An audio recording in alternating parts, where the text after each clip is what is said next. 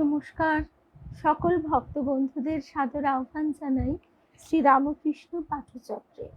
শ্রীরামকৃষ্ণ পাঠচক্রে আজকে আমাদের সকালবেলার অধিবেশন। তো সকালবেলা আজকে আমরা আমাদের দিব্যশ্রীর পদপ্রান্তে যে নমি কলুষহরণে শিরোনামে আমরা আমাদের গুরুদেব শ্রী শ্রী তারক ব্রহ্ম তারাদাস তার কথা শুনি। তার কথা মানেই শ্রী রামকৃষ্ণ কথা, দেবী মায়ের কথা, তাদের কথা মানেই শ্রী রামকৃষ্ণ কথা। সেই প্রসঙ্গটি আজকে আমরা নমি কলুষহরণে এই শিরোনামে শুনে থাকি। আর এখন আমরা শ্রী তারক ব্রহ্ম তারাদাসের শ্রীমুখ নিঃসৃত কথা এই বইটি থেকে পরপর শুনছি। তো আজকেও আবার একটু দেরি হয়ে গেছে। আসলে কি হয়, সকালবেলা তো সকলেরই একটু সুবিধা অসুবিধা থাকে, আর যেহেতু বিকেলবেলা আজকে আমাদের পাঠচক্র হবে না সন্ধেবেলা, সেই কারণে আমরা সকালবেলা সমবেত হবার চেষ্টা করছি। কাবেরীকে প্রথমেই দেখতে পাচ্ছি। কাবেরী, শর্মিলা ত্রিবেদী, বিলাসপুরের দিদি, কার্তিক দাস মহাশয়, সুস্মিতা চ্যাটার্জি, লক্ষ্মী, মৌসুমী, সকল ভক্ত বন্ধুদের শুভ সকাল জানাই। আর আমরা তাহলে ঠাকুর মায়ের শ্রীচরণে, শ্রী গুরুদেব দেবী মায়ের শ্রীচরণে সাষ্টাঙ্গ প্রণাম নিবেদন করে শুরু করছি আজকের প্রসঙ্গ। আজকে আমরা দেবী মায়ের কথা দিয়ে শুরু করব। কেয়া, সিদ্ধার্থ, এক এক করে সবাই আমরা এসে যাচ্ছি। রুম্পা, শিখা সিনহা, শুভ সকাল। আচ্ছা, 1985 সালের দেবী মা বলছেন, 1985 সালে দেবী মায়ের কথায় আমরা শুরু করি, কিন্তু আরেকটু আগে থেকে আমরা যাব। আমরা যদি বিচার করে দেখি, সৎ অসৎ বিচার করতে যাই, বা আমাদের মনকে আমরা সতর্কভাবে সজাগ দৃষ্টিতে লক্ষ্য করি, তাহলে দেখা যায় নিজেই আমরা নিজের সবচেয়ে বড় শত্রু। আমি আমার সবচেয়ে বড় বাধা। আমি বোধের মূলে আছে অহংকার। অহং সহজে যায় না। এরই ফলে ক্রোধ, লোভ ইত্যাদি সব জড়ো হয়। সামান্য থেকে ক্রমে ক্রমে অনেক নিচে তলিয়ে যায়। বুঝতেও পারে না কোথায় নেমে এসেছি বা কোথায় নেমে যাচ্ছি।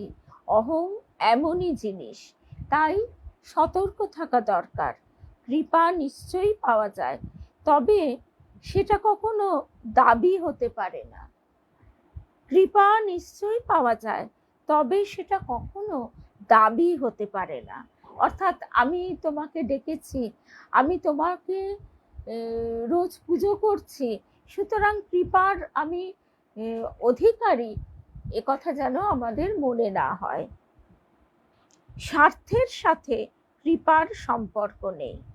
একটি মেয়ে তার গুণবান, রূপবান, আদর্শ পুরুষ বর চাই, সে নিজেই জুটে যাবে। আবার তাকে ঠাকুর এমন একটা অলৌকিক ব্যাপার করবেন যাতে সেই ছেলের মন তার দিকে আকৃষ্ট হবে, ও শেষ পর্যন্ত বিনা খরচে তাদের বিয়েও হয়ে যাওয়া চাই।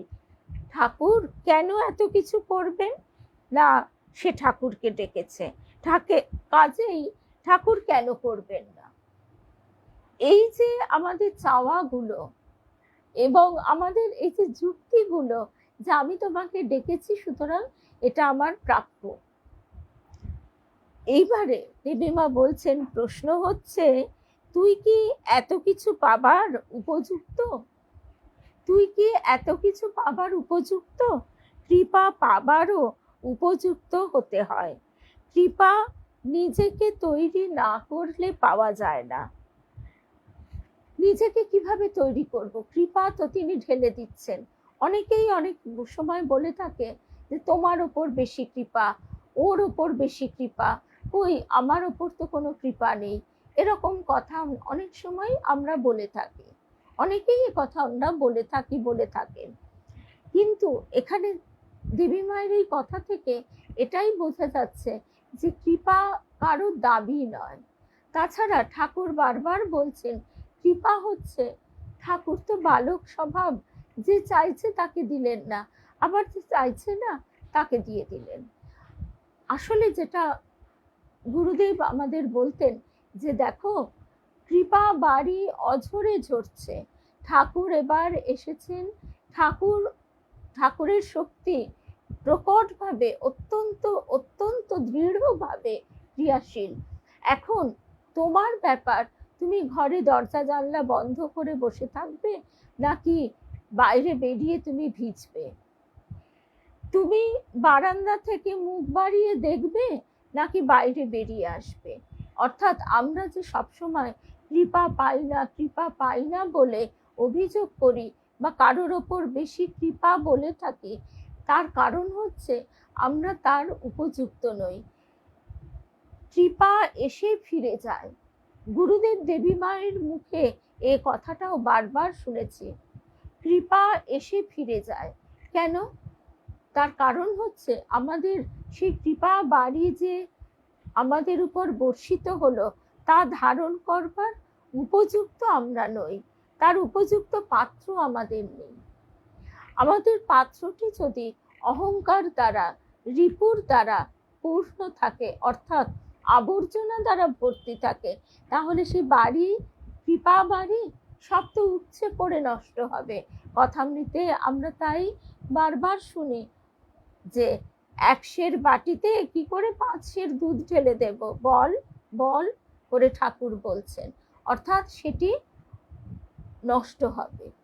সেই জন্য আমাদের প্রথম প্রার্থনা যে আমাদের তুমি কৃপা ধারণের উপযুক্ত করো। কৃপা তো তুমি করেই রেখেছ, আজকে সেই কৃপাটি ধারণ করবার আমরা যেন উপযুক্ত হতে পারি। এবার একজন ভক্ত প্রশ্ন করছেন দেবী মায়ের কাছে, ঠাকুরের দিকে এগোচ্ছে, এর লক্ষণ কি, কি করে বোঝা যাবে? দেবী মা বলছেন স্বভাবের পরিবর্তন, স্বভাবের পরিবর্তন। অসম ভাব ক্রমশ কমে যাবে, অসৎ ভাব ক্রমে কমে যাবে, সমভাব সদ্ভাব বৃদ্ধি পাবে। এটা বেশ বোঝা যায়, এটাই বড় লক্ষণ। অসমভাব মানে ভেদ জ্ঞান, এই যে আমাদের সকলের প্রতি একটা দূরত্ব, এটা কেন হয়? এটার কারণ হচ্ছে আমাদের ভিতরে এই ভেদ জ্ঞানের মূল কারণই হচ্ছে অহংবোধ।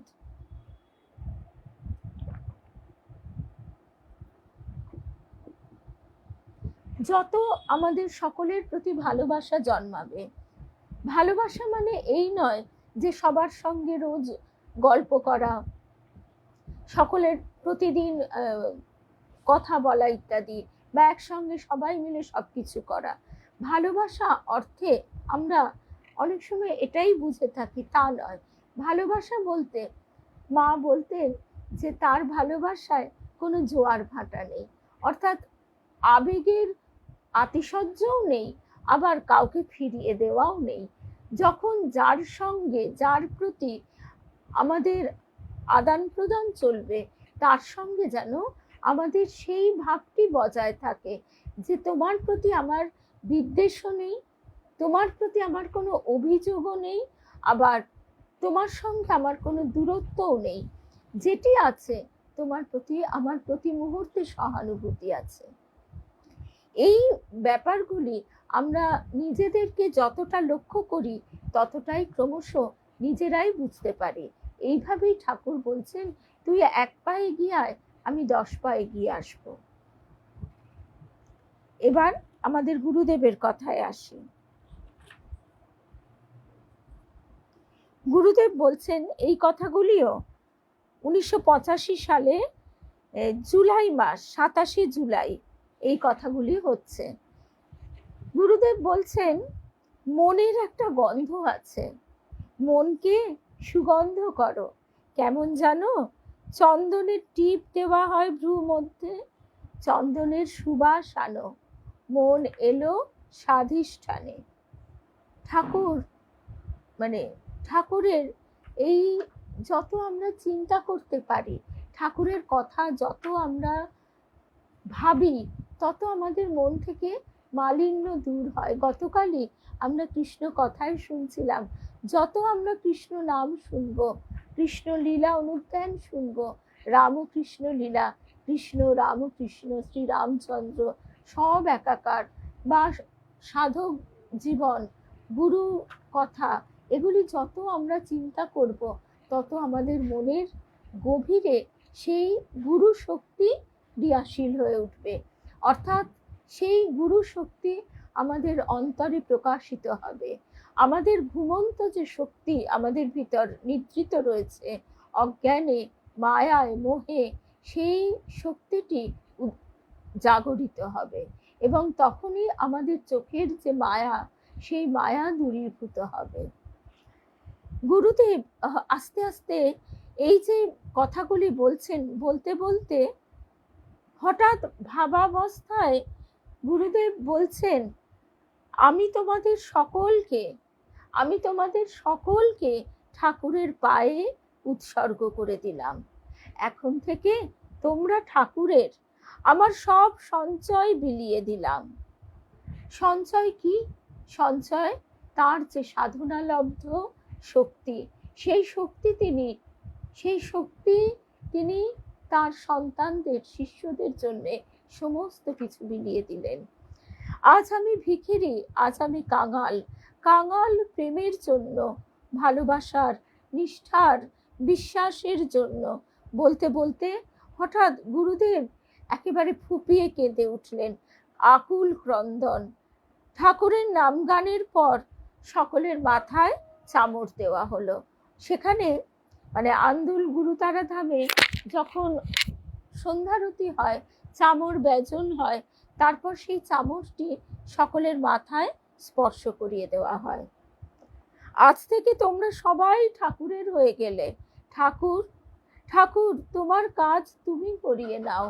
পরস্পরের প্রতি প্রীতি, ভালোবাসা সর্বদাই সকলের হৃদয়ে থাকুক, উত্তরোত্তর বৃদ্ধি পাক, সবার মন উজ্জ্বল থেকে উজ্জ্বলতর হোক। অর্থাৎ আমাদের যদি পারস্পরিক সেই ভালোবাসা না থাকে, তাহলে আধ্যাত্মিক পথের প্রথম সোপানেই তো আমাদের উত্তরণ সম্ভব হয় না। ধর্ম কি? গুরুদেব বলছেন, খাওয়া দাওয়ায়, চাল চলনে, পোশাকে, ব্যবহারে জানি না, যত মত তত পথ, যার পেটে যা সয়, যেভাবে ইচ্ছা ডাকো, ডগম্যাটিক হবে না। নিজের মতে পূর্ণ বিশ্বাস ও নিষ্ঠা, আর অন্যের প্রতি, অন্যের মতে রাখো সহানুভূতি। কাউকে হিংসা দেশ করো না। মত, এই যে আমাদের বিভিন্ন জনের বিভিন্ন মত, যেন ওই মদ নেশার জিনিস। কারণ মনের জন্য আমাদের মন কিন্তু সবসময় আমাদের বাধা দেবারই সৃষ্টি করে। এই মনরূপ ইন্দ্রিয়টি অতি সূক্ষ্ম। এই মনরূপ ইন্দ্রিয়টির ছাড়া কিন্তু আমাদের বাকি ইন্দ্রিয়গুলি কার্য করতে পারে না। যেমন আমরা কোনো কিছু দেখছি, কোনো কিছু শুনছি, কিন্তু আমাদের মন আছে সম্পূর্ণ অন্য জায়গায়, তাহলে আমাদের সেই দেখা শোনা কোনোটাই হয় না। আমাদের চোখের সামনে দিয়ে কেউ চলে গেলেও আমরা দেখতে পাই না। এর আগের দিনও এই প্রসঙ্গে অভিজ্ঞান শকুন্তলমের কথা মনে পড়ছিল, যে শকুন্তলা, তিনি তো দুষ্যন্তের চিন্তায় এমনই বিভোর যে ঋষি তার কাছে জল চেয়েছে সে কথা তিনি শুনতেই পাননি, দেখতেই পাননি। তাই এই বিভোর কার চিন্তায়? দ্বৈতের চিন্তায়। এখন দ্বৈত কে? শ্রীরামকৃষ্ণ। তার মতো অন্তরঙ্গ বন্ধু তো আর কেউ নেই। গুরুদেব তাই বলছেন, মনকে মহাকারণে নিয়ে যাও। মহাকারণ সেই শ্রীরামকৃষ্ণ। সেটা জ্ঞানের পথেও হতে পারে, আবার ভক্তির পথেও হতে পারে। জ্ঞান কোথায়? সেটা আজ্ঞাচক্রে, যাতে ভ্রু মধ্যে জ্ঞান চক্ষু দেখা যায়। আমরা দেবদেবীর কপালে এই যে তৃতীয় নেত্রটি কেন আঁকি, তার কারণ হচ্ছে এইটি, তাদের মন সবসময় আজ্ঞা চক্রে অধিষ্ঠান করে, তার নিচে নাবে না। অর্থাৎ এই যে আহার, নিদ্রা, বংশবিস্তার, মৈথুন, আরাম ইত্যাদির প্রতি কোনো আগ্রহ বা আকর্ষণ তাদের ভিতর ক্রিয়াশীল নয়। এই জ্ঞান চক্ষুটি গুরু উন্মীলিত করে দেন, যে কারণে এই টিপ পরা, বিভূতি, চন্দন ইত্যাদি সব কিছু আমাদের এই দুই ভ্রুর মধ্যবর্তী স্থানে। স্বামীজি যখন বেলুড় মঠে প্রথম কুমারী পুজো করছেন, সেদিন কুমারীদের মধ্যে অনেকজন কুমারী ছিলেন। প্রথম যাকে পূজা করা হয় দুর্গা মা। দুর্গা মার কপালে চন্দনের টিপ পরাতে গিয়ে স্বামীজি চমকে উঠে হাত সরিয়ে নিলেন, আহা, তৃতীয় নেত্রে ব্যথা দিলাম না তো? এই হচ্ছে তাদের দৃষ্টি। আমাদের তো সে বোধও নেই, সে দৃষ্টিও নেই। এই জ্ঞান চক্ষু কি দেয়? গুরুদেব বলছেন নিজেকে দেখতে, অন্তরকে দেখতে শেখায়। আমাদের এই যে দুটি চোখ, এই দুটি চোখ বহির্মুখী, এই দুটি চোখ বাইরের দৃশ্য দেখতে ভালোবাসে। এই দুটি চোখকে তাই বুঝে ধ্যান করবার কথা বলা হয়ে থাকে। আমরা বাইরের প্রকৃতি দেখি, বাইরের সৌন্দর্য দেখি, আর অবশ্যই আমরা বলি যে এর মধ্যেই আমরা ঈশ্বরকে লাভ করছি। বাস্তবিক এটিও মিথ্যা নয়, কিন্তু এর পরের যে ধাপটি, অর্থাৎ চোখ তখন বাইরের দৃষ্টিতে আর আকর্ষণ বোধ করে না, সে বাইরের কোনো কিছুই আর দেখতে চায় না। তাই সাধক সাধিকাদের আমরা দেখি হয় চোখ বোঝা, নয় নিমীলিত নয়ন। তাদের দৃষ্টি তখন অন্তর্মুখী। ডুব দে, ডুব ডুব ডুব ডুব রূপ সাগরে আমার মন, তলাতল পাতাল খুঁজলে পাবি রে প্রেম রত্নধন। আমরা এই অন্তরের ডুব দিতে চাই না, এটাই হয় মুশকিল। গুরুদেব বলছেন নিজেকে দেখতে, অন্তরকে দেখতে শেখায়। সনাতন ধর্ম কি? গুরুদেব বলছেন সনাতন ধর্ম স্বনয়ন যুক্ত তন, অর্থাৎ তনুতে ফেলা, নিজেকে দেখা, পরের ঘরে কি হচ্ছে না দেখে নিজের ঘরের দিকে তাকাও, নিজেকে বোঝো, আত্মদর্শন হোক। আমরা কেউ তো এর থেকে মুক্ত নই। আমাদের দৃষ্টি হচ্ছে লোকে কি করছে, লোকের চিন্তা ভাবনা কেমন, লোকে কি বলছে, এইসব নিয়ে আমরা তন্ময় হতে পারি না। অর্থাৎ আমাদের মন, চোখ সব কিছু বহির্মুখী। এই ভাবটিকে গুটিয়ে নিজের ভিতরে নিয়ে আসতে গেলে যে অনুশীলনের দরকার, সেই অনুশীলনও আমরা করি না, যে কারণে তার ভেতর থেকে আমরা যে আনন্দ, সেই আনন্দ উপলব্ধি করতে পারি না। আমরা যদি সেই অনুশীলনের একদম প্রাথমিক অবস্থায় থাকি, তাহলে তার সবচেয়ে শ্রেষ্ঠ উপায় হচ্ছে ঠাকুর মায়ের মুখের দিকে তাকিয়ে থাকা। এইটি আমাদের গুরুদেব বলতেন। কারণ আমরা যদি প্রথমেই ধ্যান করবার চোখ বুজে ওইভাবে নিজের মনের ভিতর দিকে তাকাবার চেষ্টা করি, তাহলে দুটি সমস্যা হয়। এক, দেখা যায় মনের ভেতর থেকে কত কাদা বেরোচ্ছে, কত পাক বেরোচ্ছে।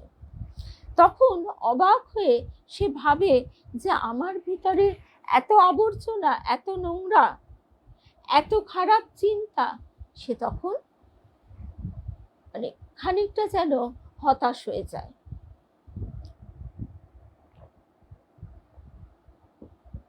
আর একটা সমস্যা হয়, ওইভাবে ধ্যান করতে চেষ্টা করার পর আমাদের মন তখন চারিদিকে ছুটে বেড়ায়।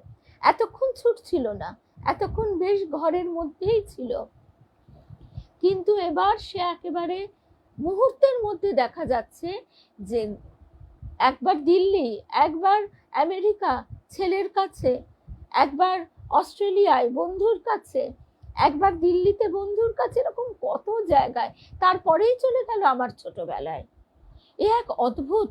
এই বিষয়টিকে আমরা নিজেরা যদি চেষ্টা করি তাহলে নিজেরাই দেখতে পাবো যে মনের কি গতিবেগ।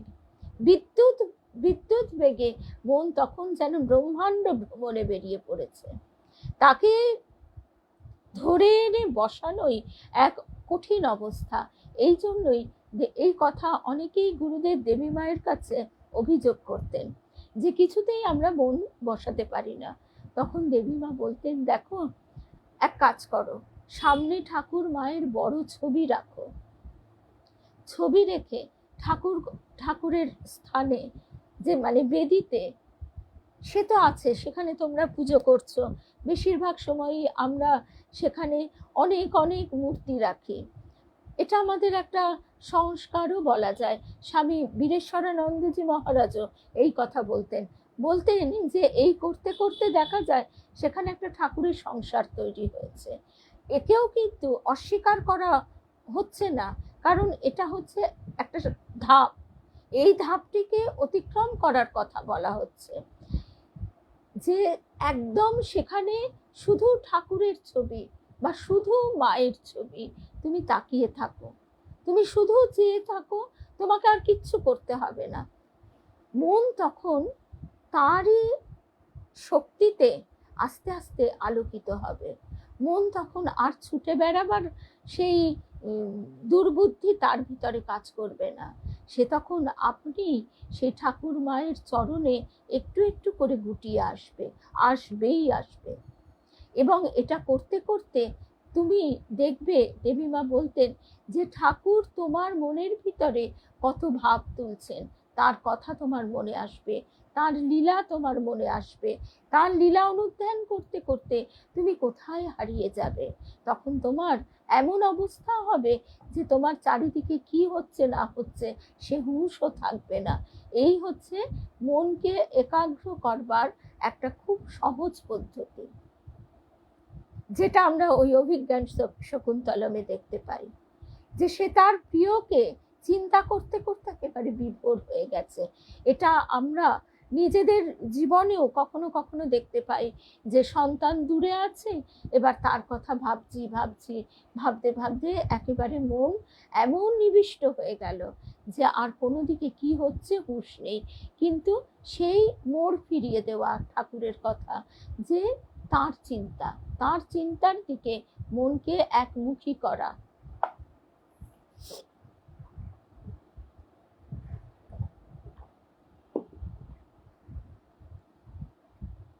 গুরুদেব বলছেন, অনন্ত মহাসমুদ্র আছে, তাতে খণ্ড খণ্ড দ্বীপের মতো আবির্ভাব হলো।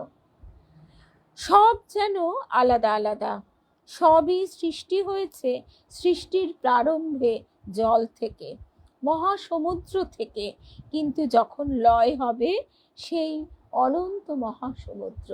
বৈকুণ্ঠনাথ সান্যাল তিনিও দেখছেন যে কোথাও কিছু নেই, সেই অনন্ত জলে সব কিছু ডুবে রয়েছে, আর তিনি ভেসে চলেছেন।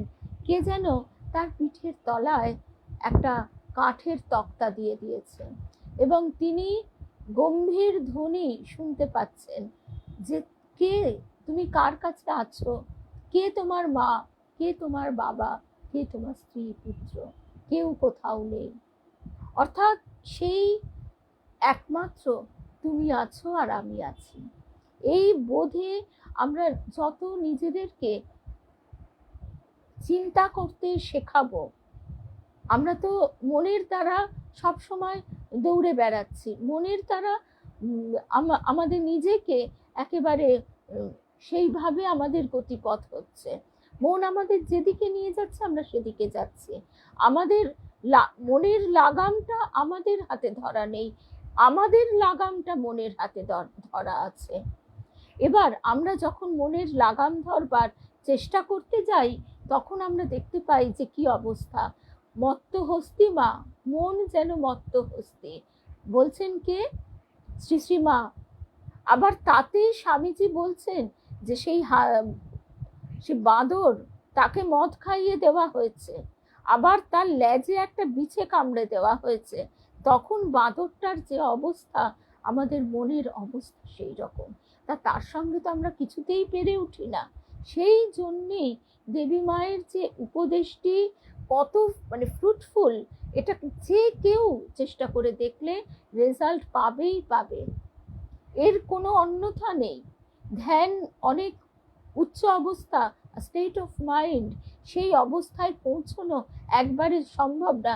একটা ছোট বাচ্চাকে আমি হাত দেখিয়ে দিলাম, এই দেখ তুই লেখ, সে বসে বসে হিজিবিজি কাটবে, লিখতেই পারবে না। কিন্তু তাকে যদি ধীর স্থিরভাবে বসে বসে অভ্যাস করানো যায়, একদিন সে কেন যুক্তাক্ষরও লিখে ফেলবে। ঠিক আমাদের মনের সঙ্গেও এই মনরূপ ইন্দ্রিয়টিকে নিয়ে আমাদের চিন্তা ভাবনা যতটাই কম, এই মনরূপ ইন্দ্রিয়টি কিন্তু ততটাই শক্তিশালী, বা তার থেকেও বেশি শক্তিশালী। তাই ঠাকুর বলছেন শুদ্ধ মন দ্বারা তাকে লাভ করা যায়। গুরুদেব বলছেন প্রকৃতির নিয়মে সৃষ্টির পর আসে আবার মহাপ্রলয়।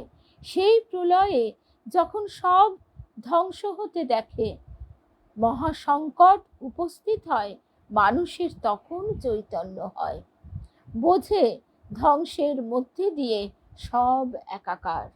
তখন যার যা মত তাই আঁকড়ে ধরে, বলে কালী বাঁচাও, কালী ভক্ত। যে কৃষ্ণ ভক্ত বলে হে কৃষ্ণ রক্ষা করো, ত্রাহিমাম ত্রাহিমাম। যিশু বাঁচাও, যে খ্রিস্টান সে বলে তখন আমারটা ভালো তোমারটা ভুল, সে প্রশ্ন আসে না, সবাই সমান, সমদৃষ্টি। একেবারে উদাহরণ চোখের সামনে ভেসে উঠছে একটা ডুবন্ত জাহাজ, সেখানে বিভিন্ন মানুষ রয়েছে, তাদের ইষ্ট ভিন্ন ভিন্ন। তখন কেউ যদি আমার পাশে বসে আল্লাহকে ডাকে, আমার পাশে আরেক পাশে বসে গডকে ডাকে, আমরা কি বলি ওটা ভুল হচ্ছে, তুমি কালীকে ডাকো? বলি না। তখন সব কিছু সরে গিয়ে ওই একাকার হয়ে যায়। গুরুদেব বলছেন তখন সবাই সমান, সমদৃষ্টি। প্রলয় ঝড় আসলে তোমার নিজেরই ভেতরে যা তোমাকে অস্থির করছে, তাতে তুমি উদ্বেল হবে না। আমরা সাংসারিক ক্ষেত্রেও, কর্মক্ষেত্রেও দেখতে পাই একই ঘটনায় এক একজনের রিয়াকশন এক এক রকম।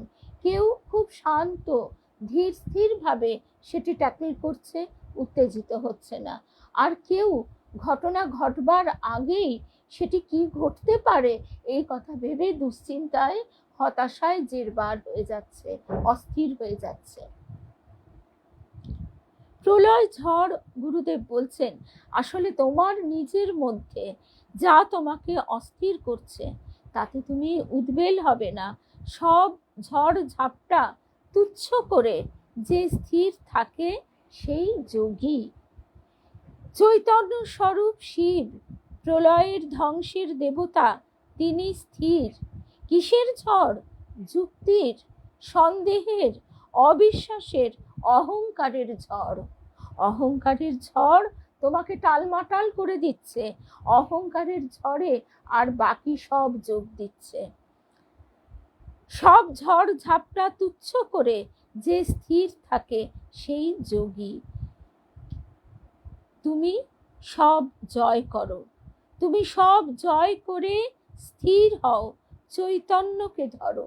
চৈতন্য কথার ব্যাখ্যা করছেন গুরুদেব, চয়ে চয়ন, বাছাই করো, সৎ অসৎ বিচার করো, তয়ে তারণ, নিজেকে তাড়না করো, তরণ করো, বাধা বিঘ্ন পার হয়ে যাও কর্মের জোরে।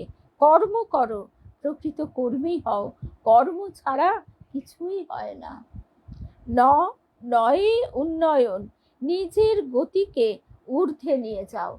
আমরা দুর্গা মায়ের চিঠি পড়ছি, জগন্নাথকে চিঠি লিখছেন যে তুমি আমার চোখের জলের ধারা নিম্নমুখী না করে তাকে ঊর্ধ্বমুখী করো। অর্থাৎ চোখের জলের ধারা আমাদের গাল বেয়ে গড়িয়ে পড়ে। তিনি বলছেন দুর্গা মা তার দ্বৈতের কাছে, স্বামীর কাছে, যে এই চোখের জলকে তুমি ঊর্ধ্বমুখী করো। এই আবেগ, এই কথাটি দেবী মা যখন বলতেন আমাকে, আমি বুঝতেই তো পারতাম না। আবেগ থাকলে চলবে না, আবেগ থাকলে চলবে না। কারণ কি? আবেগ নিম্নমুখী, আবেগ আমাদের এই জগৎকে জড়িয়ে ধরে। ওর প্রতি বিশেষ ভালোবাসা, ওর প্রতি বিশেষ মনোযোগ, ওর সঙ্গে আমার একটা বিশেষ সম্পর্ক, এই ধরনের আবেগ। আবার রাগ, বিদ্বেষ, ঘৃণা, এগুলোও এক একটা আবেগ। আমরা যাকে ভালোবাসা বলি সেগুলোও কিন্তু আবেগের নামান্তর, এছাড়া আর কিছুই নয়। সেই আবেগ যখন ঊর্ধ্বমুখী হয় তখন তা ভক্তিতে পরিণত হয়। তোমার অনুভব, অনুভূতি, এটা বাইরের ইন্দ্রিয় গ্রাহ্য। যার যেমন মত সেই রকমই তার পথ, যার যেমন রুচি তার তেমন মতি, মতি দেখে রুচি বোঝা যায়। উপলব্ধি কিন্তু সম্পূর্ণ ইন্দ্রিয়াতীত হৃদয়ের ব্যাপার। আমরা এর আগে, এই তো 15ই আগস্ট শ্রী অরবিন্দের জন্মদিন ছিল। 15ই আগস্ট আমরা শ্রী অরবিন্দের জন্মদিন উপলক্ষে কোনো বিশেষ পাঠই করলাম না। বেদান্ত দর্শন ফেসবুক পেজ থেকে আমরা শ্রী অরবিন্দ, তার প্রসঙ্গ কিছু শুনবো। দেখা যাক কোন দিন সেটি সুবিধা হয়। এই অগাস্ট মাসের মধ্যেই আমরা শুনবো। আর শ্রী অরবিন্দের লেখা একটু কঠিন, আমাদের মতো সাধারণ বুদ্ধি যাদের, তাদের পক্ষে বোঝা রীতিমতো দুঃসাধ্য। সেই কারণে মায়ের কথাগুলি, মানে দ্য মাদার নামে যিনি পরিচিত, সেই মায়ের কথাগুলি যেন অনেক বেশি আমরা বুঝতে পারি। ওই সবসময় গুরুদেবের কথা যে পিতার হাত মাথার উপর, মাথায় বোলায়, আর মায়ের হাত সর্বাঙ্গে বুলিয়ে শান্তি, তুষ্টি, তৃপ্তি বিধান করে। তো পণ্ডিচেরির মাদার এবং শ্রী অরবিন্দের যে তত্ত্ব, পশুপতি ভট্টাচার্য তিনি সেই তত্ত্বকে আমাদের মতন সহজ করে উপস্থাপনা করেছেন। সেই প্রসঙ্গ আমরা অবশ্যই বেদান্ত দর্শন ফেসবুক পেজ থেকে একদিন শুনব এই অগাস্ট মাসের মধ্যেই। আচ্ছা, এবারে সেখানে আমরা দেখব এই উপলব্ধি আর অনুভবের কি অপূর্ব পার্থক্য শ্রী অরবিন্দ, শ্রী মা বুঝিয়ে দিচ্ছেন। অনুভব হচ্ছে ক্ষণস্থায়ী। আমরা কোথাও একটা বেড়াতে গেলাম, সেখানে আমাদের একটা সাবলাইম অনুভূতি হতেই পারে, বিরাট আকাশ, বিরাট জল, বিরাট প্রান্তর কিছু দেখে, সেটা সবারই হয়, কিন্তু সেই অনুভবটা হয় ক্ষণিকের, সেটা আমরা ধরে রাখতে পারি না। আবার মনের মধ্যে যত অঙ্কট বঙ্কট ঠাকুর বলতেন সেইগুলো এসে আবার ঘুরে বেড়ায়। যে মুহূর্তে আমাদের সেই বিরাটের অনুভব হয়, সেই মুহূর্তে আমরা কিন্তু আমাদেরকে অতিক্রম করে যাই। সেই অনুভবটি যখন স্থায়ী হয় তখন সেটি উপলব্ধির পর্যায়ে পড়ে। গুরুদেবও বলছেন উপলব্ধি সম্পূর্ণ ইন্দ্রিয়াতীত হৃদয়ের ব্যাপার। তোমার অনুভব, অনুভূতি, এটা বাইরের ইন্দ্রিয় গ্রাহ্য। উপ কিনা উপরে, ল কিনা লয়, ধি কিনা ধারণ, যা তোমাকে ঊর্ধ্বগামী করছে তাকে ধারণ করা। উপলব্ধির জন্য চাই সাধনা। আমরা এই তত্ত্ব কথাটি বেশ বুঝতে পারি, আমাদের সকলের মধ্যেই তো সেই একই সত্তা। আরও যদি স্থূলভাবে চিন্তা করি, আমরা বলি যে আমাদের সকলেরই তো রক্তের রং এক, সবাই তো একই রক্ত। আমরা যখন রক্ত দিই বা রক্ত নিই তখন তো আমরা কিছুই তফাৎ বুঝতে পারি না। এরকম তত্ত্ব কথাগুলো আমরা বেশ জানি, বলতেও পারি, কিন্তু সেইগুলি সব অনুভব, ক্ষণিকের জন্য হয়। সেগুলিকে অন্তরে স্থায়ী করতে গেলেই চাই সাধনা। এই জন্যই শ্রী শ্রী মায়ের যে কথাটা, দুলে বাগদি ডোম সবার মধ্যে তিনি, এই যে বাণীটির প্রথম দুটো শব্দই হচ্ছে সাধন করতে করতে দেখবে। সাধন করতে করতে দেখবে আমার ভিতর যিনি, তোমার ভিতর যিনি, দুলে বাগদি ডোম সবার ভিতর তিনি। অর্থাৎ এর জন্য সাধনার প্রয়োজন।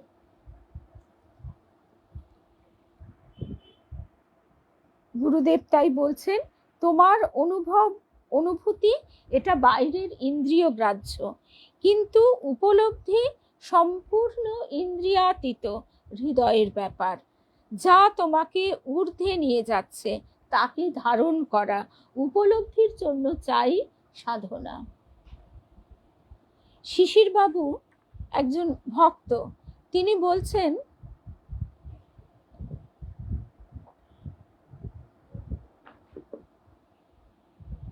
তিনি যে কথাটি এখানে বলছেন সেই কথাটি যারা এখানে তো কাবেরী আছে, আজকে সিদ্ধার্থ আছে কিনা আমি ঠিক বুঝতে পারছি না, যারা এই পড়ানোতে আছেন, কলেজে পড়ানো হলেও তারা তো ছোটই, তারা তো আমাদের কাছে অবশ্যই ছোট। তো এইবারে এই শিশির বাবু তিনি জিজ্ঞাসা করছেন, গুরুদেব, মাস্টার হিসেবে ছাত্রকে শাসন করা, তার জন্য ছাত্রের মনোবেদনা বলে আবার বলছেন, আমি এমন কিছু করিনি, তবুও ওই যে ছাত্রটির মনের ব্যথা, তার প্রতিক্রিয়া নিজের মনে আসে, কি করব। তিনি এতই উদ্বেল হয়ে গেছেন সেই টিচার শাসন করে। আসলে আগে তো খুবই, এটা এই কথা হচ্ছে 1986 সালে, 19/4/1986। হয়তো কি করেছেন, মারধর করেছেন একটু আধটু, কি যাই হোক, বা এমন কড়া কথা বলেছেন। আসলে কি হয়, এই কথাটি আমরা আসছি তার আগে গৌরী মায়ের কথাটি মনে পড়ে গেল।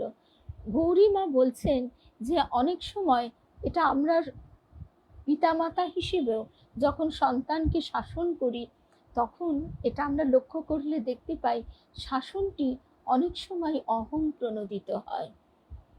আগেকার দিনে তো এরম একটা কথা প্রচলিতই ছিল, আমার ছেলে হয়ে তুই এই কাজ করেছিস, এইরকম।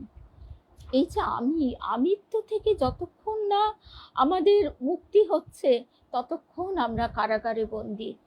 সেদিন পড়ছিলাম যে কৃষ্ণ কারাগারে জন্মেছেন, এটা একটা মেটাফর, কারণ আমরা সবাই কারাগারে জন্মাই, অষ্টপাশ তারা আমরা বন্দী হয়ে আছি। তো এই শাসনের প্রসঙ্গে আমরা অনেক সময় আমাদের নিজেদের রাগ, নিজেদের বিরক্তি, নিজেদের অহং, তার দ্বারা আমরা সন্তানকে শাসন করে থাকি, সেটা বাবা মা হিসেবে, টিচার হিসেবে। গুরুদেব বলছেন, জানো তো, শাসন করা তারই সাজে সোহাগ করে যে। এখানে বিশেষভাবে তাকে ভালোবাসছো, আবার প্রয়োজন মতোই শাসন করছো, গড়ে পিটে নিতে হবে তো, কিন্তু দেখো আগে যেন তোমার অহংকার না যায়। এই গৌরীমাও কিন্তু এই কথাটি বলতেন যে বহু ক্ষেত্রে আমরা শাসন করতে গিয়ে আমাদের অহংকারকে আগে সেটাকে দাঁড় করিয়ে দিই, বা অনেক সময় আমরা প্রতিবাদ করতে গিয়েও এটা করে ফেলি। প্রতিবাদ করছি, সেখানে আমার সরব চিৎকার, সেখানে আমিত্বরই সোচ্চার জয়গান গাইছি। গৌরীমা বলছেন, সেখানে তোমাকে আগে তোমার মনকে শাসন করতে হবে, আগে তোমার মনকে নিরীক্ষণ করে দেখতে হবে যে তুমি নিজের মনকে কতখানি শাসন করতে পেরেছো। আমার কৌতুক করা প্রশ্ন, আঘাত তো তারই কাছ থেকে আসছে। কৌতুক করা প্রশ্ন মানে কি, যে আমরা এই যে সবসময় শুনছি যে সবই তো তিনি, সবই তো তারই প্রকাশ, তাহলে এই যে আঘাত প্রত্যাঘাত এসবই তো তার। তখন গুরুদেব কিন্তু বলছেন, তোমার সব পাটোয়ারি বুদ্ধি। অর্থাৎ এই কথাগুলি আমরা সেই অবস্থা থেকে বলছি না, এটা বলছি ওই টিয়া পাখির শেখানো বুলির মতো। আগে নিজের মনকে গঠন করার চেষ্টা করো, তবেই তো সেই মনে জাগবে তৃষ্ণা, সেটাই আকুলতা। সেটা তোমার উপর নির্ভর করছে না, সেটাও কৃপা নির্ভর। তবে হ্যাঁ, তুমি যদি কৃপা নির্ভর বলে হাল ছেড়ে বসে থাকো, তাহলেও হবে না। এইখানেই বারবার এই কথাটি গুরুদেব আমাদের স্মরণ করিয়ে দিচ্ছেন, তুই এক পায়ে গিয়ে আয়, তুই পাল তুলে দে। এই চেষ্টাটা যদি আমরা করবো, ওই বারে বারে ওই পক্ষী দম্পতির গল্প কালও আমরা শুনেছি, ওই ঠোঁটে করে জল নিয়ে নিয়ে সে ওই পাখি দুটো সাগর শুষে নেবার কথা ভাবছে শুধু না, যদি শুধু ভাবতো একরকম, তারা সেই কাজটা শুরু করে দিয়েছে। তারা ঠোঁটে করে বিন্দু বিন্দু জল নিচ্ছে আর ফেলছে, তাদের লক্ষ্য হচ্ছে তারা সাগর শুষে নেবে। সেটা তো অসম্ভব, কিন্তু তার কৃপাতে অসম্ভবও সম্ভব হয়। তখন দেখা যাচ্ছে তাদের সেই বাসা ডিম সব সমুদ্র দেবতা ফিরিয়ে দিচ্ছেন। তবে পুরো নির্ভরতা গুরুদেব বলছেন অত্যন্ত কঠিন। আমরা বলি বটে আমরা তার উপর নির্ভর করেছি, কিন্তু পুরো নির্ভরতা অত্যন্ত কঠিন। খতিয়ে দেখো তো নিজের মনকে, অভ্যাস করো, সব সময় ডাকার চেষ্টা করো, রোজ শোবার আগে প্রার্থনা করো, মনের গিঁটগুলো খুলে দাও। শোবার আগে প্রার্থনা করো, মনের গিঁটগুলো খুলে দাও। এরপর গুরুদেব একজনকে বলছেন, মানে যিনি লিখছেন রবীন্দ্রনাথ সেন, গুরুদেবের শিষ্য ভক্ত, তা তিনি প্রথমে একাই গিয়েছিলেন, তারপরে তার স্ত্রী আবার অধ্যাপিকা ছিলেন আর উনি ছিলেন ইঞ্জিনিয়ার। তো প্রথমে একা গিয়েছিলেন, তার একা যাওয়ার পর গুরুদেব তাকে বলেছিলেন যুগলে এসো, মানে স্বামী স্ত্রী দুজনে এসো। এইবার তিনি বলছেন গুরুদেবের সঙ্গে তো মানে ওই একটা সমীহের দূরত্ব থাকতো না আমাদের। গুরুদেব যেহেতু গৃহীভাবে থাকতেন, কতজন জ্যাঠামশাই বলে ডাকতো, দাদু বলে ডাকতো। আমার ভাই তো ঝুটিওয়ালা দাদু বলতো। গুরুদেবের মাথায় এখানে চূড়ো করে বাঁধা ছিল চুলটা, আর তারপরে ওই সবাই কতজন কত কি বলতো, ডাকতো, কিন্তু সমীহের কোনো দূরত্ব থাকতো না। গুরুদেবের কাছে আমরা মন খুলে সব বলতে পারতাম। তাই এখানে ওই যিনি লিখছেন জেঠু, রবি জেঠু, তিনি বলছেন যুগলে এসো, একা গিয়েছিলাম, গুরুদেব বলেছিলেন, কিন্তু শেষে অর্থ দাঁড়ালো অন্য। মানে স্বামী স্ত্রী আসার কথা গুরুদেব বলেছিলেন, কিন্তু সেটা অন্তর্নিহিতভাবে যেন চেঞ্জ হয়ে গেল। শরীর ও মন দুটি নিয়ে এসো, শরীর ও মন দুটি নিয়ে এসো। গুরুদেবের কাছে গেলাম আর মনটা আমার পড়ে রইল, কি করে আমার ছেলেটা মানুষ হবে, কি করে আমার বিষয়টা ঠিকভাবে সহজ সরলভাবে সব সমস্যার সমাধান হবে, তা নয়।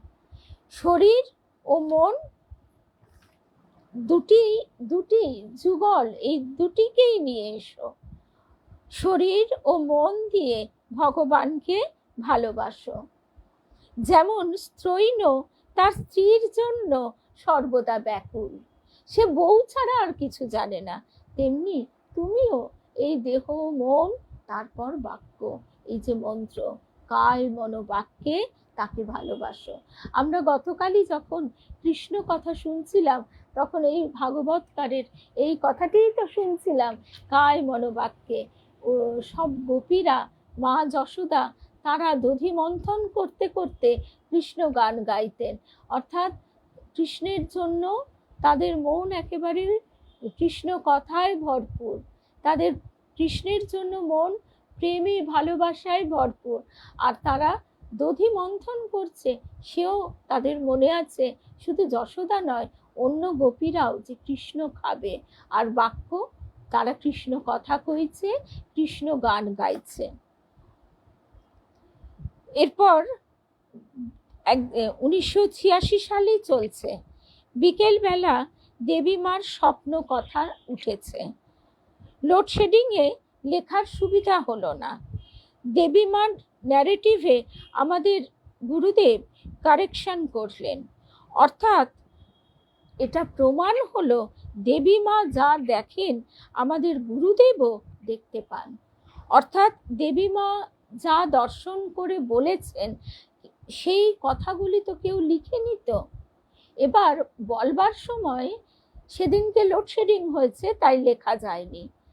আর তখন তো গুরুদেবের বাড়িতে মানে এমন নিশ্চয়ই আলো টালো সঙ্গে সঙ্গে জোগাড় হয়ে ওঠেনি যে লেখা সম্ভব। তাই শুধু আলোচনা হচ্ছে, সে আলোচনা হতে হতে কোথায় একটু বর্ণনায় ভুল হয়েছে সেটাও গুরুদেব বলে দিচ্ছেন। এক হয়ে যাওয়ার থেকে, অদ্বৈত থেকে দ্বৈত সত্তা কি উচ্চতর? অর্থাৎ ভক্ত ও ভগবান এইটি কি উচ্চতর, নাকি সব মিলেমিশে একাকার? এই প্রশ্ন রাখছেন এক ভক্ত। অর্থাৎ আস্বাদন থাকে যখন, দ্বৈত সত্তা যখন থাকে, আস্বাদন তখনই থাকে, তখনই ভক্ত ভগবানের লীলা থাকে।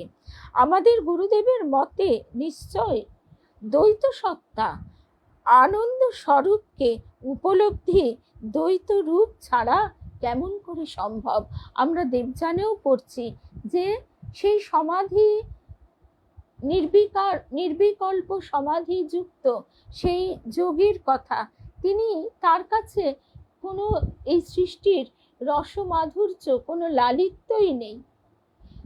এখনকার ভাষায় আমরা সিনিক বলতে পারি।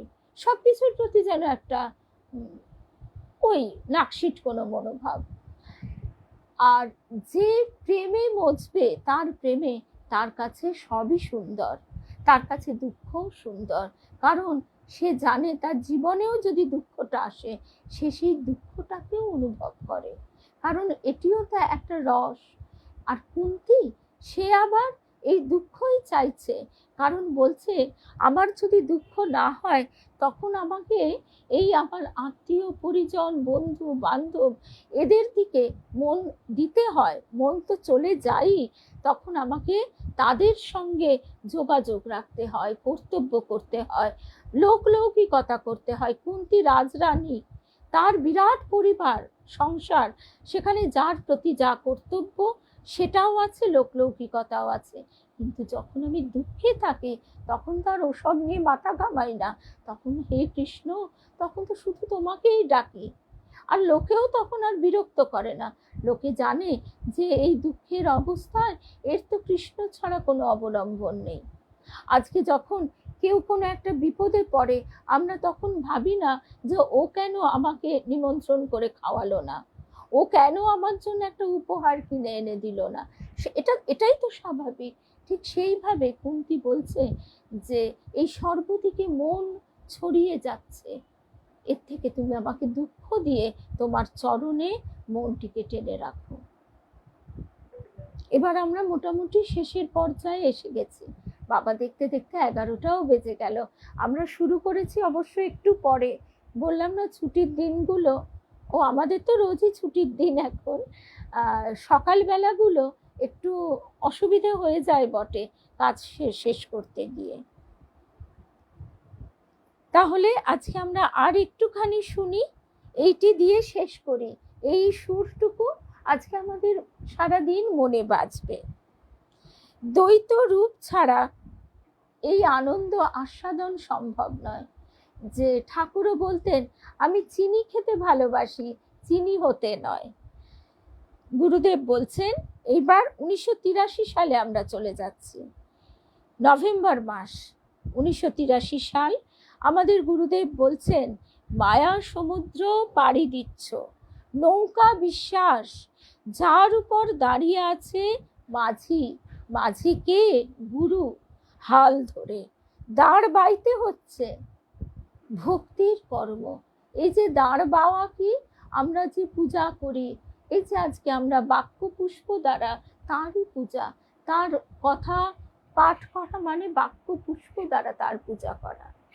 তা এই হচ্ছে দাঁড় বাওয়া, বা সংসারে তার তার জেনে সেবা করা, সে সবই ভক্তির কর্ম। যখন অনুকূল বায়ু লাগবে আপনি পার হয়ে যাবে, অনুকূল বায়ু কৃপা। আবার দেহ তরি আর হৃদয়ে গুরু, মাঝে বীজ, মন পাল, ঈশ্বরের ভাবে ফুলে উঠে তরি ছুটছে তার গন্তব্যস্থলে। একটা কথা, অকপট সমর্পণ। সমর্পণে যেন কপটতা না থাকে, নিষ্কাম সমর্পণ, মন মুখের কপটতা নয়, কামনা বিসর্জনের কথা এটা। অর্থাৎ আমার সমর্পণ কেমন, যে আমার এই প্রার্থনাটি তুমি মঞ্জুর করে দাও, আমি তোমাকে সব সমর্পণ করে বসে আছি। না, তুমি কি করবে সে আমি তাই ভাববই না, আমি তোমাকে ভালোবাসি, ভালোবাসার দাবি তোমার ওপর, এটাই। আর আমি নিজেকে সব সঁপে দিলাম, এবার তুমি কিরম করে রাখবে, কি করবে তুমিই জানো। ওই বিড়ালের ছানা মিউ মিউ করে কাঁদে, মা তাকে কখনো ছাইয়ের গাদায় আস্তা করেও রাখছে, আবার কখনো পালঙ্কে রাখছে এনে। জয় ঠাকুর, জয় রামকৃষ্ণ। এই যে কথাগুলি আমরা শুনলাম সারাদিন ধরে, আমাদের প্রাত্যহিক কর্মে এমন কিছু বুদ্ধি খাটাবার দরকার হয় না।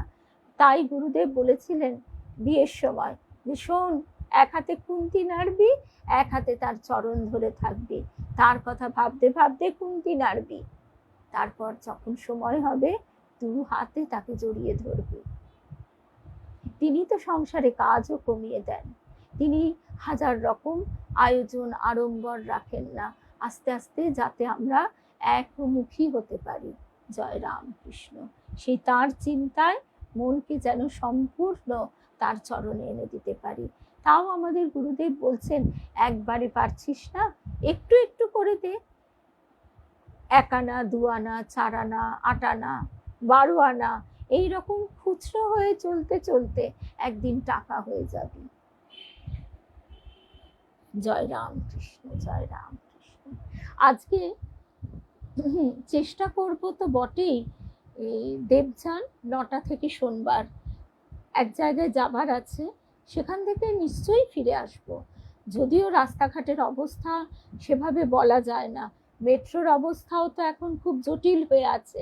আমাদের বাড়ি থেকে হাঁটা পথে যে মেট্রো ছিল, এখন সে মেট্রোর দূরত্ব হয়ে গেছে প্রায় 2.5 কিলোমিটার, পরের স্টেশন থেকে আমাদের ব্যবহার করতে হচ্ছে। তো সব কিছু মিলিয়ে, আর গাড়ি তারও অবস্থা ততই বছর, বাইপাসে যেরকম জ্যাম, তাছাড়া গাড়িতে যাওয়াটাও খরচ সাপেক্ষ, রোজ রোজ বেরোনো। তো সুতরাং আশা করছি আমরা 9টায় দেবযান শুনতে পারবো, যদি দেরি হয়ে যায় 9:30 থেকে 10টা শুনবো। আমি অবশ্যই পোস্টারে দিয়ে দেব। জয় রামকৃষ্ণ, জয় রামকৃষ্ণ।